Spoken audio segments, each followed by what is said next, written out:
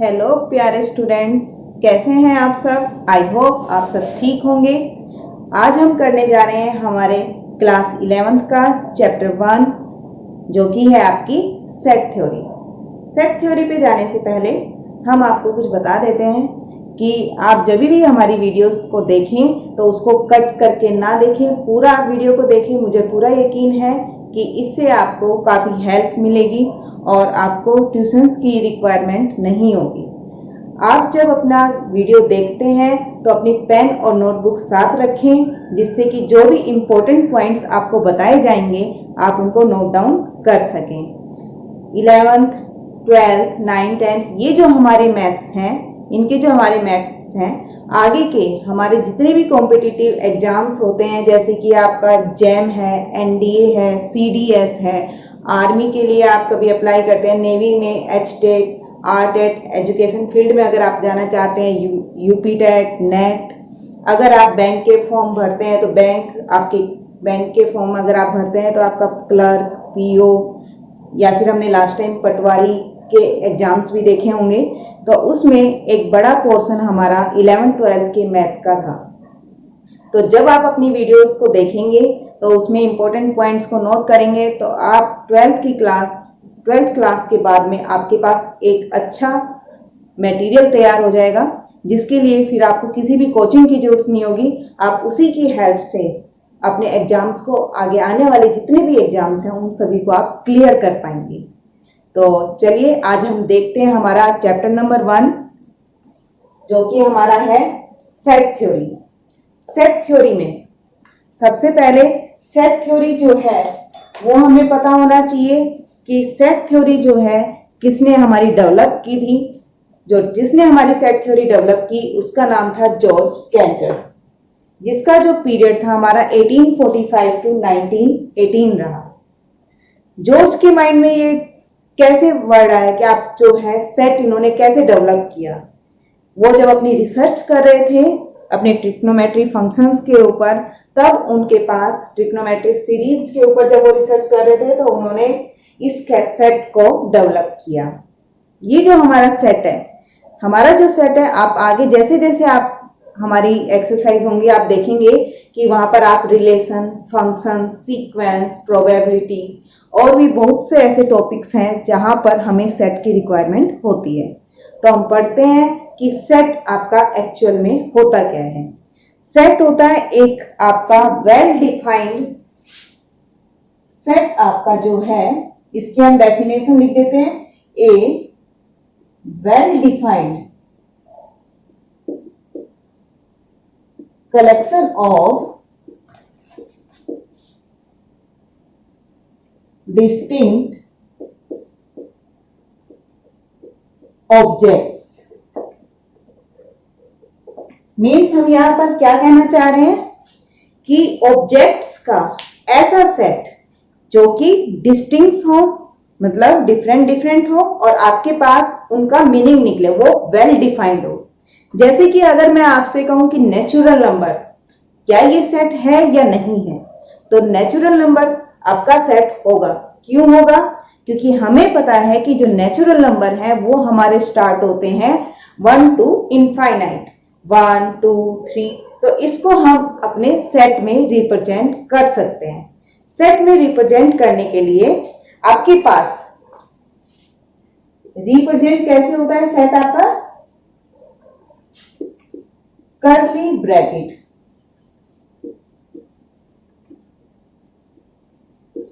जो कि आपका होता है दिस वन। ये जो सिंबल है आपका कर्ली ब्रैकेट, इसके अंदर हम अपने ऑब्जेक्ट्स को लिखते हैं और कॉमा से हम उनको सेपरेट करते हैं तो वो हमारा सेट बन जाता है। नेक्स्ट है हमारा मेंबर ऑफ ए सेट और एलिमेंट ऑफ ए सेट।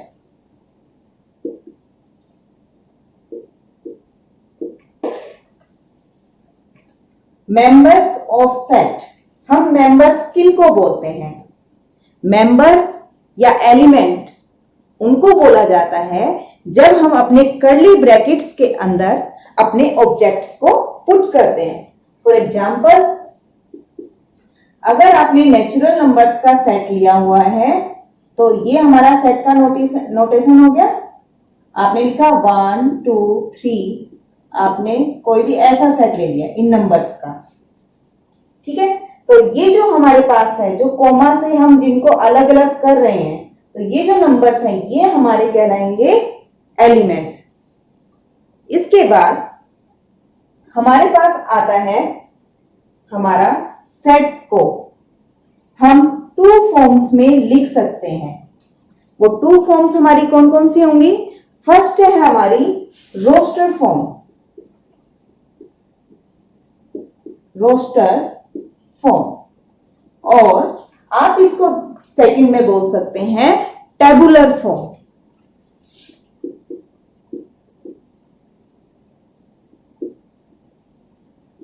इस फॉर्म में सेट को कैसे रिप्रेजेंट किया जाता है? तो जो रोस्टर फॉर्म है आपकी, इसके अंदर जो ऑब्जेक्ट्स होते हैं आप उनको जो हमारे कोमा होते हैं उनसे सेपरेट करके आप अपने ऑब्जेक्ट्स लिखते हैं। जैसे कि यहाँ हम बोलें कि हमारा वाउल्स का सेट है, हमने कोई भी एक सेट लिया जिसको हमने ए से डिनोट किया। आप जब भी अपना कोई सेट लेते हैं तो उसको कैपिटल लेटर से शो करते हैं, तो हमने यहाँ ए से शो कर दिया और हमने वाउल्स का सेट लिया ए ई आई ओ यू। इट मीन्स जब हम अपने ऑब्जेक्ट्स को, एलिमेंट्स को हम कॉमा से सेपरेट करके सेट के अंदर रिप्रेजेंट करते हैं तो वो हमारी टेबुलर फॉर्म कहलाती है।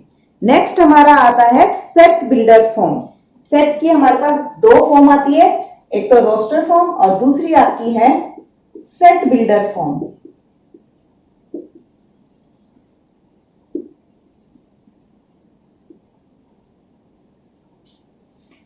सेट बिल्डर फॉर्म, इस फॉर्म में हमें सेट कैसे हम इसको रिप्रेजेंट करते हैं? तो सेट बिल्डर फॉर्म के अंदर जब भी आप कोई अपना ऑब्जेक्ट लिखते हैं तो उसको वेरिएबल्स के रूप में शो करते हैं। जैसे कि अगर हम कहें कि हमारे पास ये सेट है, हम इसी को ले लेते हैं 1 2 3 4 एंड 5। ये हमारा सेट बिल्डर फॉर्म नहीं है। इसको हम सेट बिल्डर फॉर्म में कैसे कन्वर्ट करेंगे? सेट बिल्डर फॉर्म में लिखने के लिए आप इसको लिख सकते हैं कि x आपका है सच दैट, ये जो सिंबल होता है ये सिंबल होता है हमारा सच दैट का, जो सच दैट x आपका बिलोंग कर रहा है नेचुरल नंबर से, और x की जो रेंज है वो आपकी है लेस देन इक्वल टू 5। इस सेट को, जिसको हमने रोस्टर फॉर्म में लिखा था कोमा से सेपरेट करके, अब हम उसको सेट बिल्डर फॉर्म में दिखाना चाह रहे हैं। तो सेट बिल्डर फॉर्म में आपको वो रिप्रेजेंट करना होता है वेरिएबल्स के रूप में, जहां हम हर एक एलिमेंट को अलग अलग नहीं लिखते हैं, यहाँ पर हम वेरिएबल के रूप में लिखते हैं। अब इस सेट को मैंने इस तरीके से लिखा तो ये आपका बन गया है सेट बिल्डर फॉर्म। ये जो सिंबल होता है, ये जो सीधी लाइन आपके को दिख रही है, ये जो सिंबल होता है ये कहलाता है हमारा सच दैट। इसके बाद हमारे पास सिंबल आता है बिलोंग, ये हमारा कहलाता है बिलोंग्स टू।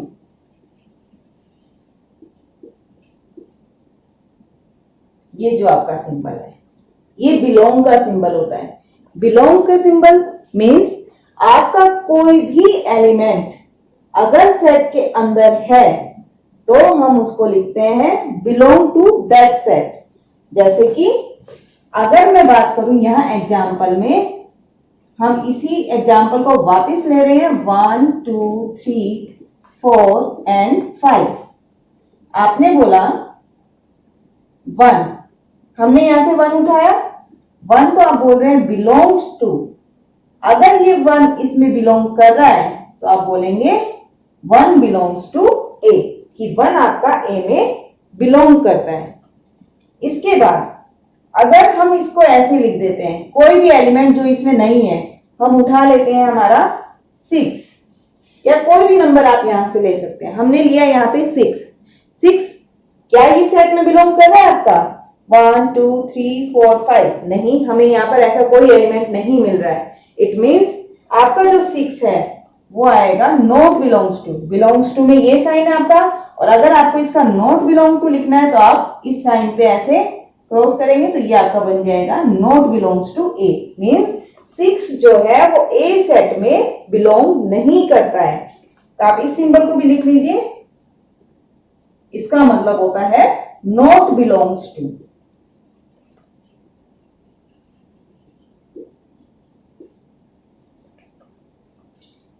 इसके बाद हमारे पास आता है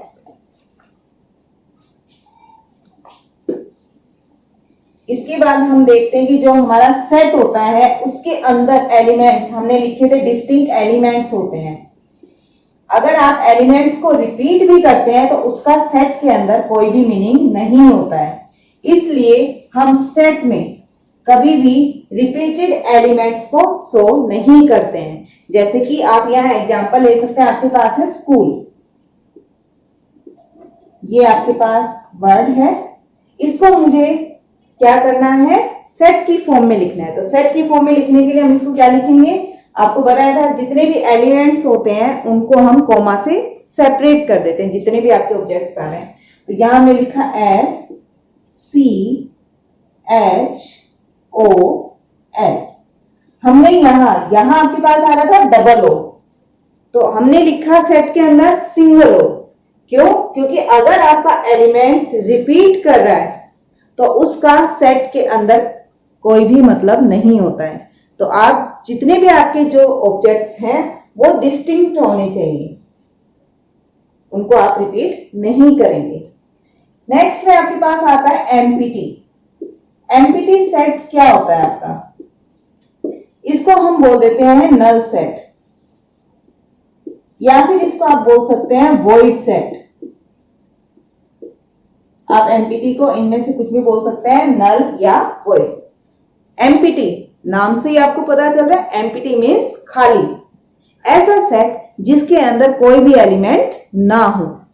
तो आप लिखते हैं कि सेट जिसमें कोई भी एलिमेंट नहीं हो, तो हम उसका एग्जांपल क्या लेते हैं, हम लिख देते हैं यहाँ पे, आपने कोई भी एक सेट लिया, सेट बिल्डर फॉर्म ले लेती हूं मैं यहाँ पे। एक्स आपका नेचुरल नंबर से है, यानी कि 1 से स्टार्ट होकर आप कोई भी नंबर ले सकते हैं, लेकिन लेना कौन सा आपको, एक्स जो है 1 से 2 के बीच में। ये आपकी नंबर लाइन है, यहाँ आपका 1 है, ये 2 है, 3, 4 एंड सो ऑन। ये आपकी लाइन जा रही है, नंबर लाइन। आपके पास नेचुरल नंबर्स ये होते हैं जो कंप्लीट होते हैं अपने आप में, जिसमें कोई डेसिमल का यूज नहीं होता है।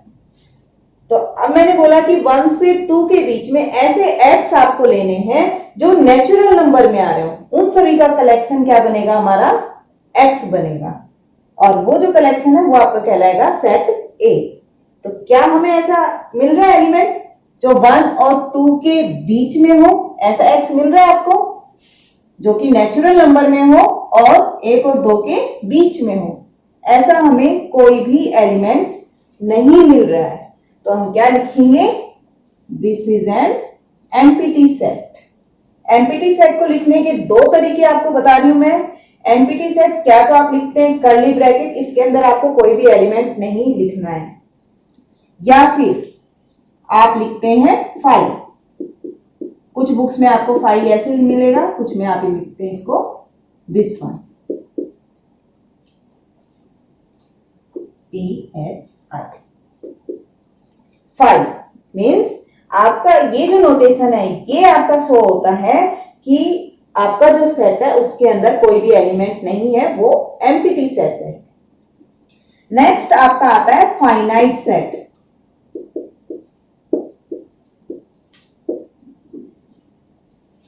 फाइनाइट सेट क्या होता है आपका, फाइनाइट सेट ऐसा सेट जिसके अंदर आपके जो एलिमेंट्स हैं उनको आप काउंट कर पाए, यानी कि numbers of element is countable. अगर आप एग्जाम्पल लेना चाहें इसका तो आप एग्जाम्पल में लिख सकते हैं एग्जाम्पल ए। हमने यहाँ पर कोई भी सेट बना दिया 2, 3, 5, 7 एंड 4 एनीथिंग, और मैंने यहाँ इसको क्लोज कर दिया। अब आपसे पूछा जा रहा है कि क्या ये फाइनाइट सेट है, यस और नो। फाइनाइट सेट होगा। क्यों? क्योंकि यहाँ जो एलिमेंट्स हैं उनको हम काउंट कर पा रहे हैं। तो यहाँ कितने एलिमेंट्स मिल रहे हैं इस सेट के अंदर? 1 2 3 4 5। हम काउंट कर पा रहे हैं, 5 एलिमेंट मिल रहे हैं हमें। इसका मतलब ये जो सेट है हमारा वो कैसा होगा? Finite set. नेक्स्ट में हम देखते हैं infinite set. Infinite set.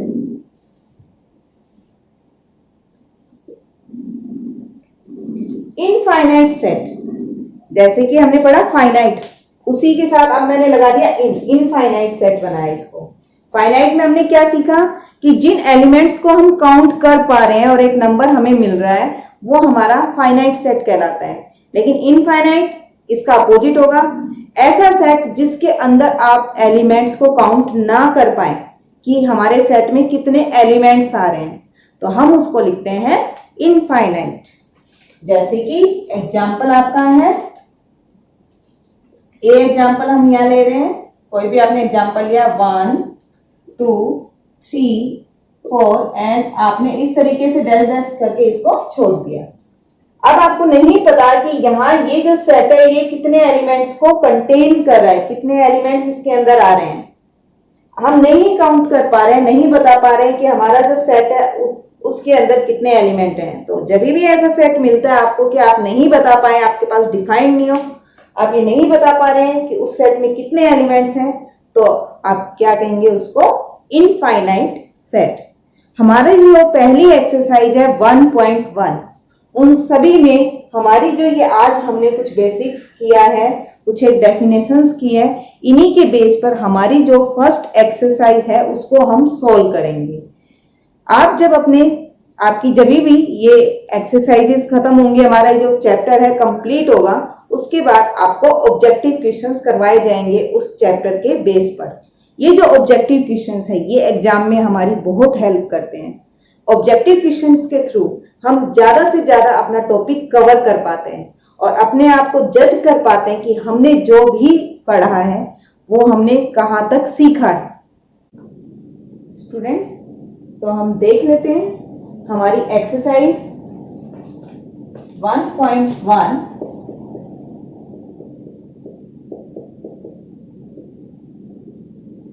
Question number 1 हमसे पूछा गया है। क्वेश्चन नंबर 1 में which of the following are set, कि हमारे पास जो इनमें से कौन कौन सा सेट है या नहीं है। सेट आपको बताया गया था जो कि आप डिफाइन कर पाए, वेल डिफाइंड कलेक्शन होता है ऑब्जेक्ट्स का। तो पहले क्वेश्चन में हम देख लेते हैं क्या पूछा गया आपसे। The collection of all the months of a year beginning with letter J. आपको पता है कि आपके पास 12 मंथ होते हैं 1 ईयर में। अब आपको उनमें से कौन से कलेक्शंस लेने कि जो आपका कलेक्शन होगा उसमें कौन कौन से लेटर्स आएंगे आपके जो जे से स्टार्ट हो रहे हैं। तो आप जानते हैं कि हमारे पास वो कौन कौन से होते हैं। जनवरी,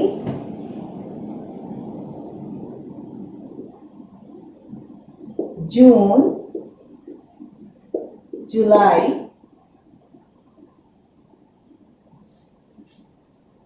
ये जो 3 हैं हमारे पास मंथ्स, ये हमारे जे से शुरू होते हैं। तो इसलिए हमने जो सेट बनाया वो हमारा डिफाइंड हो पा रहा है। तो ये हमारा कैसा सेट होगा? सेट हमारा फाइनाइट। इसकी हेल्प से हम ये भी कह सकते हैं कि इसमें 3 एलिमेंट आ रहे हैं।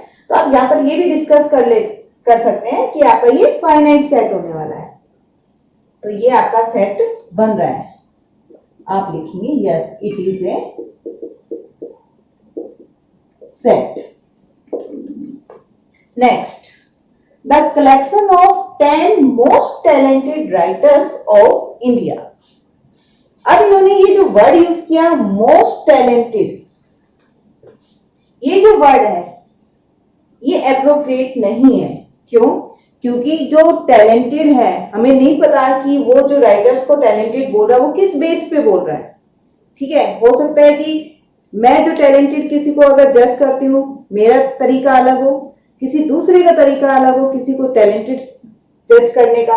तो हमें नहीं पता कि यहाँ पर जो मोस्ट टैलेंटेड जो राइटर्स होंगे वो कौन होंगे, क्योंकि ये जो इन्होंने पूछा है स्टेटमेंट, इसके अंदर आपके पास ये डिफाइन नहीं किया हुआ कि टैलेंटेड को जो पैरामीटर है वो क्या लेके चल रहा है टैलेंटेड के लिए। तो यहां पर हम लिखेंगे no, it is not a set, it is not a set. Next, a team of 11 best cricket batsmen of the world। यहां पर आपसे पूछा गया है कि आप उन 10 बैट्समैन का नाम बताएं जो कि आपके पास best cricket batsman of the world, best हो। किस वे में बेस्ट आपसे पूछ रहा है। ये जो बेस्ट है यहां पर ये हमारा डिफाइन नहीं है कि जो क्रिकेट में बैट्समैन है वो कैसे बेस्ट, किस बेस पे हम बेस्ट बोल रहे हैं उसको। तो हम यहां पर भी लिखेंगे कि हमारा ये जो है no, it is not a set. Next है the collection of all boys in your class. आप सभी जानते हैं कि क्लास के अंदर आपके पास जो आपके क्लासमेट्स होते हैं वो नंबर में फाइनाइट होते हैं। हर क्लास में स्टूडेंट्स फाइनाइट नंबर्स में होते हैं।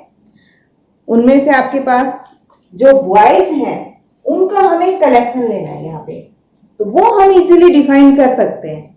जितने भी आपके पास क्लास में जितने भी बॉयज हैं, मे बी ये वेरी आपके पास, अगर आप अपनी क्लास की बात कर रहे हैं तो आपकी क्लास में हो सकता है कि यहाँ वहां पर 10 बॉयज हों, 20 बॉयज हों, पर जितने भी बॉयज होंगे वो आप अपने कलेक्शन में लिख सकते हैं। मीन्स ये हमारा डिफाइंड है। तो हम यहां लिखेंगे yes, it is a set. Now collection of all natural number less than 100। आपको पता है कि नेचुरल नंबर्स का जो सेट होता है वो 1 से लेके इंफिनिटी तक जाता है, लेकिन यहां इसने क्या कहा हमें कि आपका लेस देन रहना चाहिए 100 से।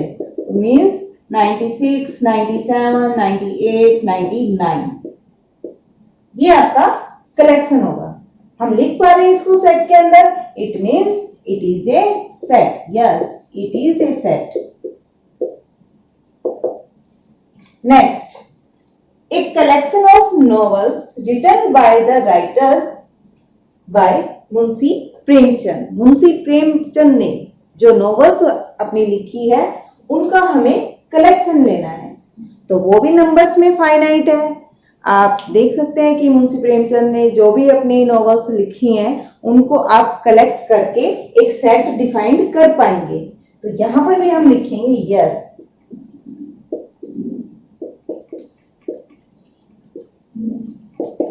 नेक्स्ट आपका the collection of all even integers.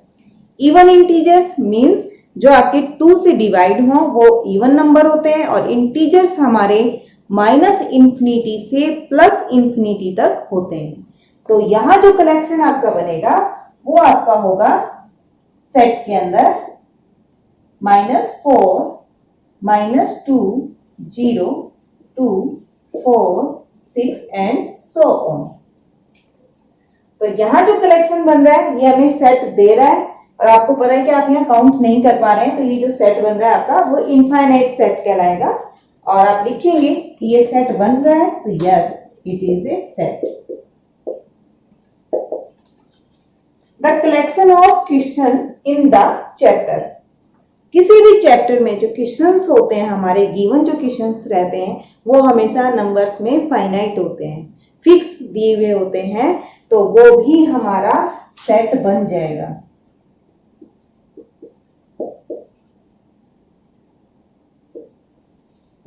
Next, a collection of most dangerous animal of the world. Most dangerous, यहां पर भी इन्होंने वर्ड यूज किया मोस्ट। ये जो वर्ड है इसका पैरामीटर इन्होंने यहां पर डिफाइन नहीं किया है। हमें नहीं पता वो किन एनिमल्स को ज्यादा डेंजरस मान रहा है, तो ये पर्सन टू पर्सन वेरी करेगा। आपका हर एक पर्सन के अकॉर्डिंग जो डेंजरस की डेफिनेशन है मे बी डिफरेंट हो।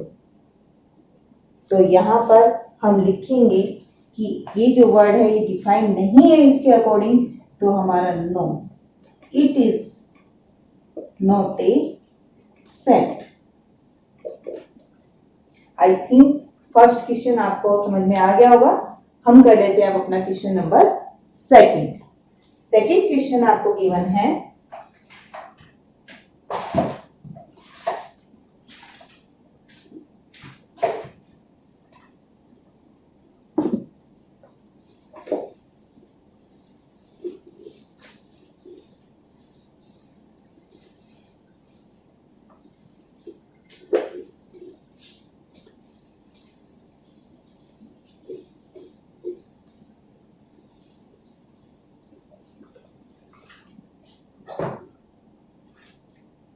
आपको गिवन है सेकंड क्वेश्चन में आपके पास एक सेट दिया हुआ ए जो कि है 1 2 3 4 5 एंड 6, जिसमें आपको 6 एलिमेंट गिवन है।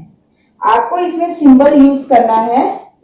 सिंबल जो है आपको बिलोंग्स टू और नॉट बिलोंग्स टू का सिंबल यूज करना है, और आपको ब्लैंक में स्पेस जो दिया हुआ है वहां पर आप ये सिंबल यूज करेंगे। और ये आपको क्वेश्चंस दिए हुए हैं।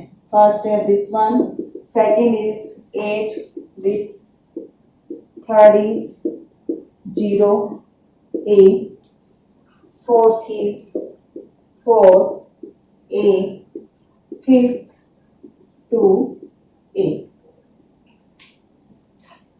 ये आपको सेकंड क्वेश्चन गिवन है। आपको मैंने बताया था बिलोंग, बिलोंग का मतलब होता है कि जब हम किसी एलिमेंट की बात कर रहे हैं, अगर वो इस सेट के अंदर है तो हम लिखते हैं बिलोंग, अगर वो सेट के अंदर नहीं है तो आप लिखेंगे नॉट बिलोंग। तो आप देख सकते हैं यहाँ पे 5 जो है वो ए सेट के अंदर आपका आ रहा है, इट मीन्स बिलोंग।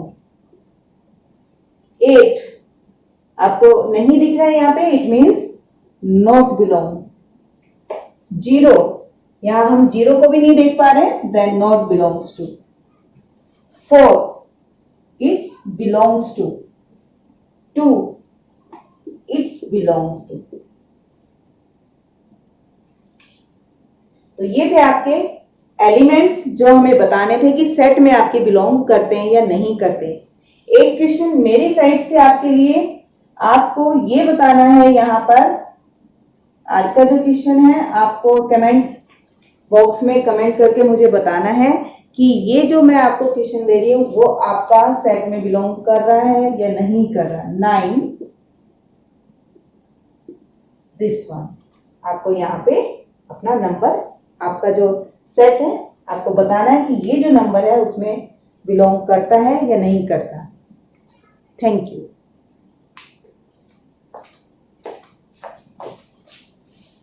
अगर आपको ये वीडियो पसंद आई तो इसे लाइक, शेयर और सब्सक्राइब करें। साथ में बेल आइकन को प्रेस करना ना भूलें ताकि इस तरह की इंटरेस्टिंग वीडियोस का नोटिफिकेशन आपको मिलता रहे। अगर टॉपिक से रिलेटेड कोई भी डाउट आपको है तो कमेंट सेक्शन में कमेंट कर सकते हैं। Thank you.